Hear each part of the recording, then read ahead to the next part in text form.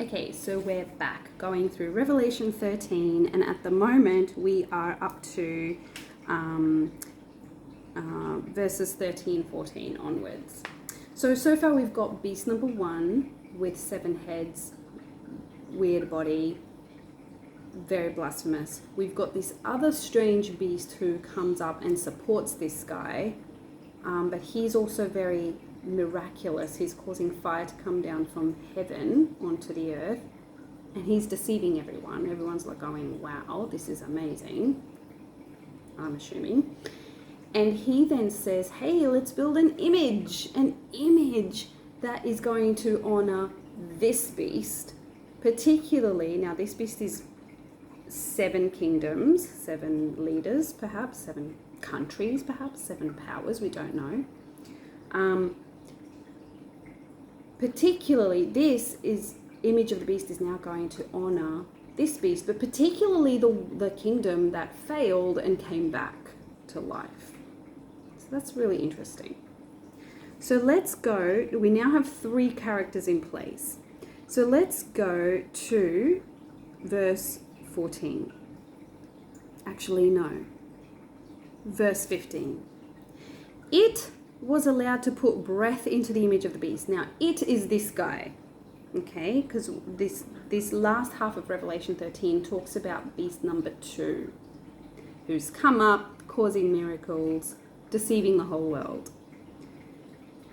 This guy, okay, is allowed to put breath into the image of the beast. So he's gone, whew. So in other words, like when God created us, he put breath into us, right? He put breath into Adam. So he gave us life. So this guy gives this image life, okay? Whatever that is, whatever that looks like. Even if it's just a certain level of authority. Maybe he creates this thing so that, you know, we can think about that.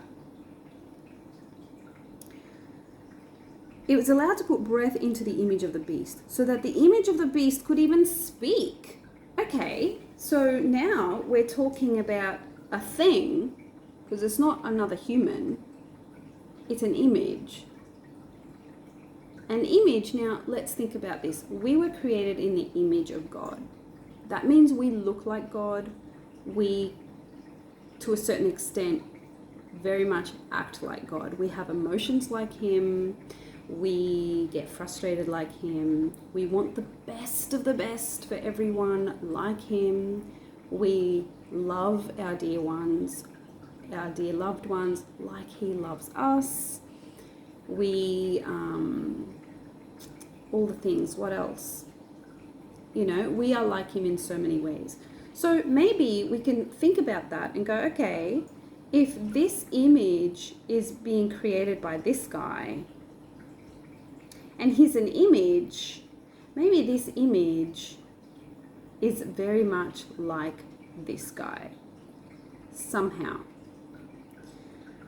Maybe it's a thing that has a logo that represents him, but it also honors the 7 kingdoms. So that's pretty interesting. Suddenly this image is representative of both of these leaders.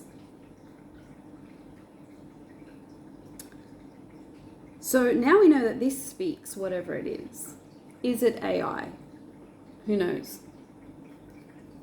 Maybe it's a clone. I don't know. We can't guess. We just have to keep our eyes and ears open to what this image of the beast could possibly be. Because I really strongly believe that God will let us all know, those who love him and follow him, come the time, we will know. Because all Jesus said when he was on earth was, let those who have ears hear what is being said. So he didn't explicitly tell us everything either. And I believe that's because there is a time and place for us to know and understand things, and that God and his Holy Spirit will reveal it at the time. Okay, so now we've got this this third character, he's somewhat alive, and it was allowed to cause anyone who would not worship the image of the beast to be put to death. Now, grammatically, it sounds like it's talking about this guy now, but I think it's still talking about this guy, because it says, it was allowed to put breath into the image of the beast so that the image of the beast could even speak. And it was allowed, okay, it could be this himself, because the fact is, we're told he speaks. And it was allowed to cause anyone who would not worship the image of the beast, in other words, image himself, like as in himself, to be put to death. Now, it could still be talking about this guy. So suddenly, one of these guys has power, such power, that he puts people to death, or commands them to be put to death, or causes them to be put to death. That's what it says. Causes them to be put to death. To cause anyone that Also, it forces everyone, great and small, rich and poor, free and slave, to receive a mark on the right hand or on his forehead. Let's stop there. So, the fact that we were told this guy speaks, and then it goes on to tell us that people are going to be put to death. Then there's this mark of the beast coming out. I'm very much leaning towards the image having such power as well. So suddenly he's almost as powerful as these guys, even though he's just an image. So now we've got not a fourth character, but a fourth item to take into consideration, and that is the mark of the beast. Sounds to me like the image causes people to die because they're not worshipping him, they're not honoring him, they're not giving allegiance to him, the image. And then furthermore, he goes, well, you know what? You need to have a mark either on your right hand or your forehead. And if you don't have that mark, then that's it. You're dying. You're going to be killed. So verse 17. Preventing anyone from buying or selling unless he has the mark, that is, the name of the beast or the number of its name. So this thing, whatever that is it a tattoo? Is it some kind of ID number? We don't know what it is. We don't know what it's going to physically look like once the people receive it on their hand or their forehead. But it does tell us that the mark it prevents buying or selling unless you have the mark. So, in other words, this gives authority for you to buy or sell. Okay, it's almost like a license for you to buy and sell, or like a permit to buy and sell. And then it tells us what it is. It says it is the name of the beast. Okay, so we know that. Let's think about this. Which beast? Okay, it's the name of the beast, or the number of its name. Now, this beast is several kingdoms. This beast number 2, causing miracles, tells everyone to follow and worship this guy. This is the image of the beast. This is the image of this beast. So that's how far this guy's taking. And he's like, you better follow him. And what's more, here's an image, and you can follow that image because that's going to honor him.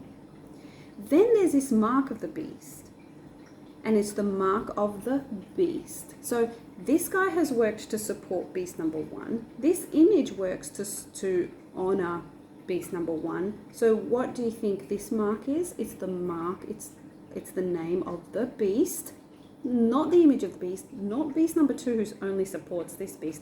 This is the mark of the beast. Okay, so that's beast number 1. the number of its name.